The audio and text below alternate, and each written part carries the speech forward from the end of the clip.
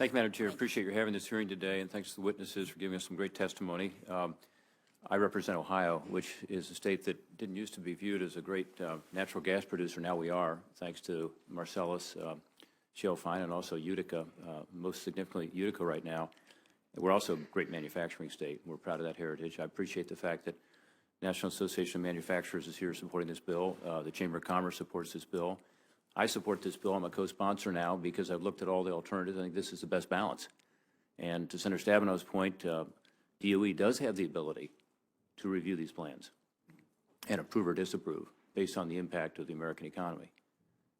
And that's in this legislation. It's a balanced approach. And again, that's why so many manufacturers are supporting it. Also, I would tell you, Ohio does a lot of manufacturing for facilities, including LNG export facilities. And I noticed in your testimony this morning, you talked about Chart Industries, who testified in the Ways and Means Committee, Ohio-based manufacturer that's involved in the LNG supply chain. So it's going to help us in terms of manufacturing as well. But I do think it's important that we have a balance in the legislation. I'm really interested in the legislation because of a broader interest that I have. I think this regulatory regime we have in this country is putting us behind in so many ways. Back in the good old days, you could get a green light to produce something, make something, move forward with a project in the United States of America pretty quickly. Now we're ranked 41st in the world in the dealing with construction permit category by the World Bank. We're getting worse. Other countries are getting better. You know, Germany is something like number 8. South Korea is something like number 12. And capital is flowing to different places around the world and not coming here because of the time it takes to permit something. And yesterday I introduced legislation with Senator McCaskill that we also introduced last year that's bipartisan, that's a balanced approach to how do you get at some of this permitting. Senator King is a co-sponsor of that legislation. He's got an incredible background in this, having been a governor, but also in the private sector dealing with permitting. And what I like about this legislation is it doesn't take away DOE's approval authority, but it does say you got to do it within 45 days. So it's the certainty. And I appreciate what Mr. Smith said today about the fact that this legislation can be implemented by DOE, that's enough time, given the run-up to that, to be able to understand, you know, whether this is an appropriate project or not. The legislation that we introduced will help more broadly. This legislation is specifically with regard to LNG exports, but I think it's part of a bigger effort we've got to undertake in this Congress. And by the way, consistent with the 2006 and 2012 transportation bills, our legislation pretty much mirrors that in terms of how the permitting and how the litigation reforms work and so on. So, Mr. Eisenberg, let me ask you a question.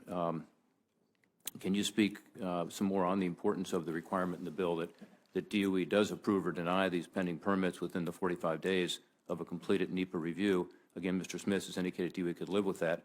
I assume you would agree that a deadline like this gives DOE ample time to review the application, but also is giving investors some certainty that this project is actually going to be completed. Is that correct? That's absolutely correct. Thank you.